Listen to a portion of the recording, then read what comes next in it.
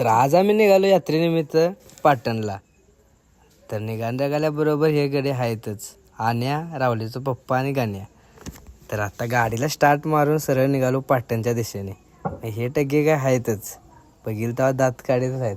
कुठं जायचं म्हणलं की मज्जाच आहे यांची. सकाळी उतरलो पाटे देवाला जायचं म्हणजे आंघोळीचं नियोजन तर करायलाच पाहिजे. ही बघा नदी एकदम खतरनाक होती. मग काय जायचं म्हणलो, ह्याचं काय जाईल तिथं रडगाण हायचंच चालू. तर पोट वाढवल्याचं परिणाम बघा, हे बघा, साधी त्याला मांडी पण घालता येईना.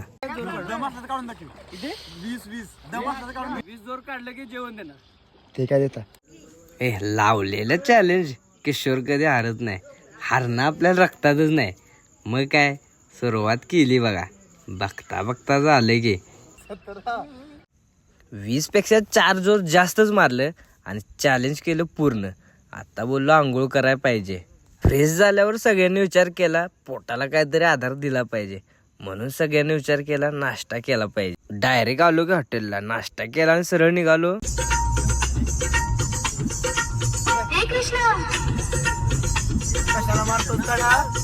अशीच मजा करत निघालो मंदिराकडे. आजूबाजूचं वातावरण बघत कधी एकदाच मंदिर आलं हे समजलं सुद्धा नाही. मंदिरात गेलो तर बघतो तर काय, मंदिर होतं बंद. मग काय करायचं, सगळ्यांनीच बाहेरून नारळ दिला आणि दर्शन घेतलं. मग निघालो. नाव सांग बरं, बावडाचे नाव सांग बरं, जारायचे नाव सांग बरं, कोल्हापूरच्या आंबाचे नाव सांग बरं, बहिरीचे नाव सांग बरं.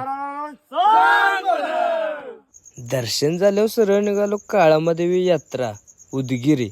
आणि पार्ट 2 बघायचं असेल तर तुमच्या भावाला नक्की फॉलो करून ठेवा. चला मग येऊ काय.